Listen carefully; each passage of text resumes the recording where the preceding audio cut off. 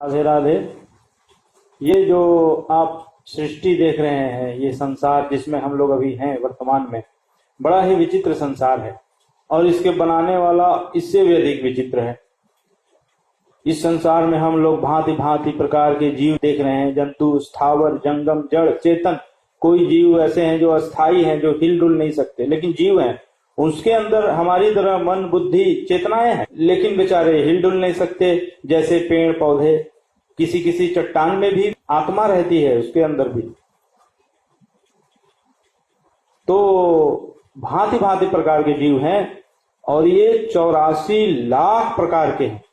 हमारे शास्त्रों में इनका विस्तृत वर्णन है। जलजा 9 लक्षाणी, 9 लाख प्रकार के केवल पानी में रहने वाले जीव। और उसमें ऐसे ऐसे जीव हैं, जैसे कोई जीव अंडे से उत्पन्न हो रहा है, अंडज, उद्भिज, जरायुज। तो 4 प्रकार के जीव होते हैं। स्वेदज, जो पसीने से पैदा होता है, कोई धरती से पैदा होता है, हम लोग माता के गर्भ से पैदा होते हैं। और इतने सारे प्रकार के जीव, अलग अलग तरह के, जो ऐसे ऐसे जीव हैं जो केवल आकाश में ही रहते हैं, ऐसे जीव हैं जो केवल पानी में रहते हैं, कुछ ऐसे जीव होते हैं जो पानी और धरती दोनों पे रहते हैं, और कुछ ऐसे जीव होते हैं जो केवल धरती पर ही रहते हैं। अब इन सभी जीवों को छोड़िए, 84 लाख प्रकार में एक प्रकार के जीव को पकड़िए, मनुष्य को ही ले लीजिए। अभी हमारे इस संसार में, इस विश्व में 8 अरब मनुष्यों की आबादी है। अब इन 8 अरब मनुष्यों में किसी 2 मनुष्य की शकल नहीं मिलती, तो अकल कहां से मिलेगी? मुंडे मुंडे मतिर्भिन्ना, तुंडे तुंडे सरस्वती। यहां तक कि अंगूठा छाप भी नहीं मिलता 2 मनुष्यों की। ये कितना बड़ा आश्चर्य है एक प्रकार। लेकिन इन सभी जीवों में, केवल मनुष्यों में नहीं, सभी जीवों में, 84 लाख प्रकार के जीवों में एक बात सब में कॉमन है, और वो है आनंद की कामना, आनंद की इच्छा करना। कोई भी जीव, चींटी से लेकर ब्रह्मा तक, आनंद ही चाहता है, केवल आनंद चाहता है। केवल मनुष्य नहीं, सभी जीव, पशु, पक्षी, प्राणी, जीव, जंतु, जड़, चेतन, स्थावर, जंगम, केवल और केवल आनंद की ही कामना के लिए निरंतर प्रयत्नशील है। और ये कब से वर्क कर रहा है? तो अनादिकाल से प्रयत्नशील है उसके लिए, आनंद के लिए।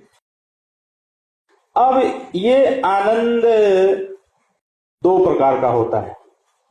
एक होता है भौतिक आनंद, मटेरियल आनंद, जिसको अभी हम लोग अनुभव कर रहे हैं, और एक होता है स्पिरिचुअल आनंद, दिव्य आनंद, स्पिरिचुअल हैप्पीनेस कहते हैं उसको, जिसको आज तक हमने कभी अनुभव नहीं किया, लेकिन खोज उसी को रहे हैं।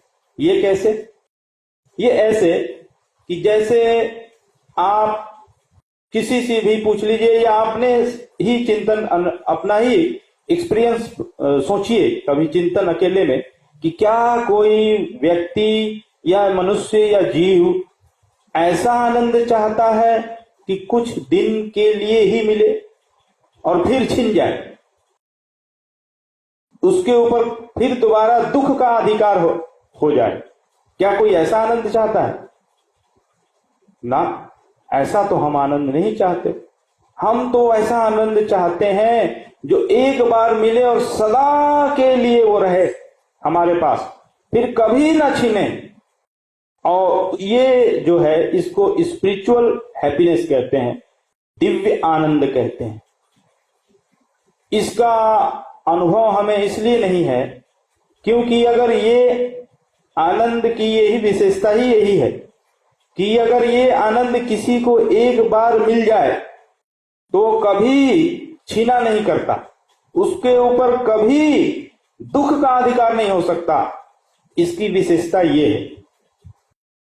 और भौतिक आनंद का तो हम लोग खूब अनुभव कर रहे हैं। अभी वर्तमान काल में हमें आनंद मिलता है, फिर कम हो जाता है और घट जाता है और फिर खत्म हो जाता है, समाप्त हो जाता है। और तो और दुख मिलने लगता है उसी चीज से, उसी वस्तु से, उसी व्यक्ति से जिसमें हमने कुछ देर पहले ये कामना किया कि इसमें खूब हमें आनंद मिलेगा, और कुछ दिन बाद उसी से हमें दुख मिलने लगता है। जैसे एक लड़का किसी लड़की के पीछे बड़ा दीवाना घूम रहा है उसके गली में, और दिन रात बिना खाए भूखे प्यासे कि एक झलक उसकी मिल जाए, और बाई चांस उसके साथ प्यार हो जाता है और बड़ी बड़ी बातें करते हैं दोनों कि हम तुम्हारे लिए जान दे देंगे। और फिर कभी भविष्य में ऐसी बात कोई बन जाती है, विवाह हो जाता है, और फिर जब कुछ दिन बाद आपस में लातम जुतम गाली गलौज मारपीट होता है तो वही लड़का कहता है मैं तुम्हारी जान ले लूंगा। कुछ दिन पहले वही लड़का कह रहा था कि मैं तुम्हारे लिए जान दे दूंगा, अब क्या हुआ? तो ये है भौतिक आनंद।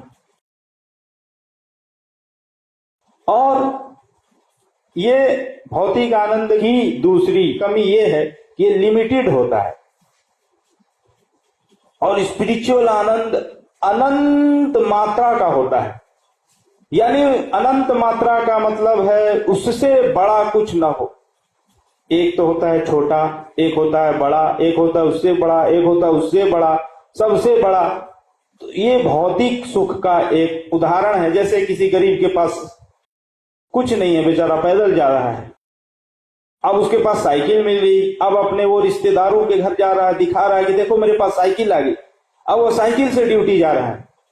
लेकिन जब वो कुछ दिन बाद देखता है कि कुछ दिन बहुत आनंद में था और कुछ दिन बाद देखता है सामने से मोटरसाइकिल आ रही है, तो जब वो देखता है कि मैं तो बड़ा मेहनत करना पड़ रहा है मुझे साइकिल चलाने में, लेकिन यह मोटरसाइकिल तो इसमें कोई मेहनत नहीं है, तो वो उसको देखकर उसका सुख कम क्या वो छिन जाता है। बाई चांस चलिए उसको एक दिन मोटरसाइकिल भी मिल गई, तो अगर वो कार वाले को देखेगा तो उसकी मोटरसाइकिल का सुख समाप्त हो जाता है। तो कहने का तात्पर्य ये है कि जो अभी हम लोग वास्तव में वास्तविक आनंद हम लोग जो खोज रहे हैं वो इस भौतिक संसार में नहीं है, भौतिक वस्तुओं में नहीं है, जिसका हम लोग बहुत अनुभव कर रहे हैं। एक तो उदाहरण दे दिया, दूसरा उदाहरण जैसे मान लीजिए किसी को रसगुल्ले की बड़ी लत है, उसको रसगुल्ले में बड़ा रस मिलता है, आनंद मिलता है, उसको खाए बिना रहा नहीं जाता। अब वो मान लीजिए उसको पहला रसगुल्ला दिया गया, तो पहले रसगुल्ले में जितना उसको आनंद मिलता है, अगर उसको फिर दूसरा दिया गया तो पहले से दूसरे रसगुल्ले में उसको कम आनंद मिलता है, और तीसरा दिया गया और कम आनंद मिला, चौथा दिया गया न सुख न दुख। अब उसको रसगुल्ला नहीं चाहिए, अब उसको कोई जबरदस्ती कहे कि खाओ तो कहेगा नहीं मैं तो मर जाऊंगा। क्यों? अभी तो तुम कह रहे थे मुझे बिना रसगुल्ले के अच्छा नहीं लगता कुछ। तो कहने का तात्पर्य यह है कि रसगुल्ले में यदि आनंद होता तब तो उसको हमेशा पहले रसगुल्ले जितना ही उसको मिलता। तो ये हमारा बहुत सारा अनुभव है, हम लोग इसका चिंतन हमें इसका करना चाहिए। तो कहने का तात्पर्य यह है कि जो हम सुख खोज रहे हैं वो सुख स्पिरिचुअल सुख खोज रहे हैं, लेकिन हमसे मिस्टेक क्या हो रही है, हम भौतिक पदार्थों में स्पिरिचुअल सुख खोज रहे हैं, मटेरियल पदार्थों में स्पिरिचुअल हैप्पीनेस खोज रहे हैं, दिव्यानंद खोज रहे हैं भौतिक वस्तुओं में। भौतिक सुख और स्पिरिचुअल सुख में क्या अंतर है? बहुत सारे अंतर है। पहला अंतर तो यह है कि भौतिक सुख एक तो लिमिटेड होता है और आध्यात्मिक सुख अनंत मात्रा का होता है। जैसे उसमें बड़ा उससे बड़ा उससे बड़ा नहीं, वो अनंत मात्रा का, यानी उससे बड़ा और कोई आनंद नहीं होगा। और दूसरा, ये हमारा जो भौतिक सुख है ये घटने वाला है, घटता है फिर एक दिन समाप्त हो जाता है। और ठीक इसके उल्टा आध्यात्मिक सुख, स्पिरिचुअल हैप्पीनेस, वो बढ़ता जाता है और अनंत काल तक बढ़ते रहता है। और यह एक दिन समाप्त हो जाता है और उस स्पिरिचुअल हैप्पीनेस कभी समाप्त नहीं होती। तो ये हम चाहते हैं। अच्छा, ये एक प्रश्न ये उठ सकता है कि हम वह आनंद क्यों चाहते हैं? हम कुछ न चाहें, हम आनंद भी ना चाहें, हम दुख भी ना चाहें, ये इम्पॉसिबल, ये नहीं हो सकता। क्यों नहीं हो सकता? इसलिए नहीं हो सकता क्योंकि ये हमारा स्वभाव है, नेचर है, नेचर। और स्वभाव कभी बदला नहीं करता, स्वभाव कोई बनाता नहीं है और उसको कोई मिटा भी नहीं सकता। आनंद की कामना ही हमारा नेचर है, स्वभाव है, कामना। किसी भी छोटे से बच्चे से पूछिए कि तुम क्या चाहते हो, वह कहेगा कि मैं कक्षा 5 से कक्षा 6 में जाना चाहता हूं, फिर मैट्रिक, बीए, एमए, डीलिट, ये सब करके क्या पाना चाहते हो तुम? मुझे खूब अच्छी सर्विस मिले और खूब बढ़िया पे हो ताकि मैं खूब ये मटेरियल पदार्थों को खरीद कर उसमें आनंद पा सकूं। अच्छा, तो तुम आनंद चाहते हो। अब उससे कोई पूछे कि तुम आनंद क्यों चाहते हो, वह बेचारा निरुत्तर हो जाएगा, उसके पास कोई उत्तर नहीं। और इसका उत्तर और कहीं नहीं मिलेगा आपको, केवल हमारे हिंदू वैदिक धर्म ग्रंथों में ही इसका उत्तर है और किसी मजहब में, किसी पंथ में नहीं है इसका उत्तर। क्या उत्तर है? तो हमारे उपनिषद कहते हैं, जिन उपनिषदों की प्रशंसा बड़े बड़े पाश्चात्य दार्शनिकों ने भी की है, वो उसमें तैत्तिरीयोपनिषद है जो कहता है कि रसो वै सह रसग्वं हेवायम लब्ध्वा नंदी भवति। यानी वो एक इशारा कर रहा है, कोई है स्पिरिचुअल, कोई पावर एक है, वो रस है, आनंद है। उसको हमारे उपनिषद ब्रह्म कहते हैं, भगवान कहते हैं, परमात्मा कहते हैं। वह आनंद है, वेद कहता है। फिर वही उपनिषद कहता है, तैत्तिरीयोपनिषद, आनंदो ब्रह्मेति विजानात आनंदाध्येव खल्विमानि भूतानि जायन्ते। यानी ये जीव, माने हम लोग, संपूर्ण जीव, अनंत जीव उस आनंद रूपी ब्रह्म से उत्पन्न होते हैं, पैदा होते हैं और उसी से जीवित रहते हैं और उसी में आनंदम प्रयंत विषम विसंति, उसी में एक दिन लीन हो जाते हैं। तो इसका उत्तर हमें तो नहीं मिला कि हम आनंद क्यों चाहते हैं। अब मिल जाएगा। हम चूंकि उस आनंद रूपी भगवान या ब्रह्म के या परमात्मा के या गॉड के पुत्र हैं, उनके अंश हैं, अमृतस्य वै पुत्रः, जिसके कारण हम नेचुरल स्वभावतः हम उसी ब्रह्म को, आनंद को चाह रहे हैं। या तो ब्रह्म कहें या आनंद कहें, दोनों एक दूसरे के पर्यायवाची शब्द हैं। रसो वै सह रसग्वं हेवायम लब्ध्वानंदी भवति। भगवान में रस है ऐसा नहीं वेद कहता, भगवान ही रस है। नहीं तो ये प्रतीत हो जाएगा कि भगवान कोई अलग वस्तु है और उसमें कहीं से आनंद आ गया। जैसे रसगुल्ला, छेने का गुल्ला होता है और एक उसको चीनी की चाशनी में डुबा दी जाती है, वैसा नहीं, भगवान ही आनंद है। जैसे एक आप मिट्टी का ढेला उठाइए और उसको हाथ में पकड़े रहिए तो वो हाथ में ही रहेगा, लेकिन जब आप छोड़ें तो वो ऊपर नहीं जाएगा, वो नीचे जाएगा। क्यों? क्योंकि वह पृथ्वी का अंश है। और अंश जो होता है अपने अंशी को नेचुरल चाहता है, उसके ऊपर, उसके उधर ही प्रेरित अग्रसर रहता है वो। बिना, इसीलिए हम लोग बिना किसी के सिखाए पढ़ाए नेचुरल आनंद खोज रहे हैं। आनंद की कामना हमारी समाप्त नहीं हो रही। जबकि कभी भी अनंत जन्म बीत गए, एक सेकंड को भी हमें आनंद नहीं मिला। क्योंकि मैंने बताया कि अगर वो स्पिरिचुअल हैप्पीनेस जो हम लोग खोज रहे हैं वो अगर किसी को मिल जाता है तो उस पर कभी दोबारा दुख का अधिकार नहीं होता, वो कभी छीना नहीं करता। जैसे मैंने एक उदाहरण दिया, दूसरा उदाहरण ये है कि जैसे आग की लपट है, वह ऊपर की ओर लौ जाती है क्योंकि वो सूर्य के अंश है। पानी को आप गिराइए वो नीचे की तरफ जाती है क्योंकि वो समुद्र का अंश है। तो जो भी अंश जो होता है वो अपने अंशी की तरफ नेचुरल भागता है। इसीलिए हम लोग आनंद ब्रह्म के अंश होने के कारण नेचुरल स्वभावतः बिना किसी के सिखाए पढ़ाए आनंद ही चाहते हैं। और ये हमारी कामना अनंत काल से है, क्योंकि हम भी अनादि हैं, भगवान भी अनादि है। भगवान हमको बनाते नहीं, हमको प्रकट करते हैं।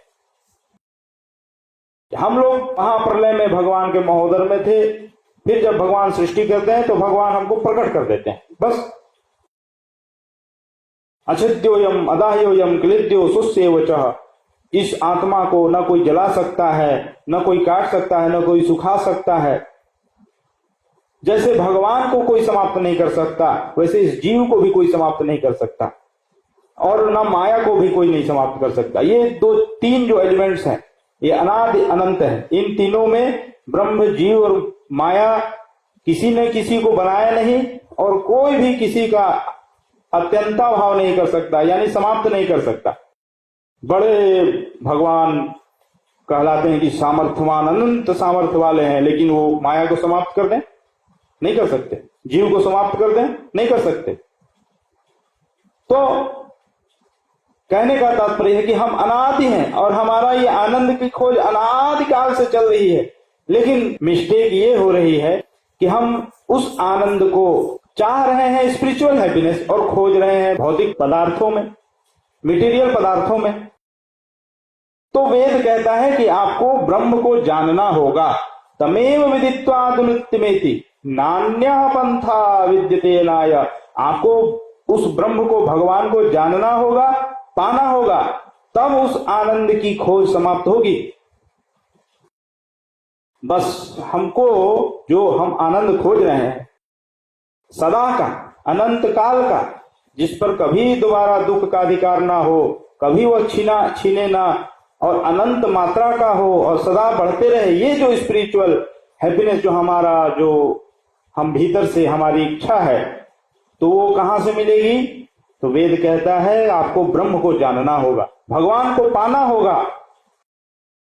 तो हमको भगवान को पाना होगा जिससे हमारे अनंत काल की खोज है वो समाप्त हो जाए, आनंद की। तो इसका निराकरण कि आनंद को कैसे पाया जाए या भगवान से कैसे मिला जाए, उनको ब्रह्म को कैसे जाना जाए, ये आपको अगले एपिसोड में बताया जाएगा। बोलिए वृंदावन बिहारी लाल की जय।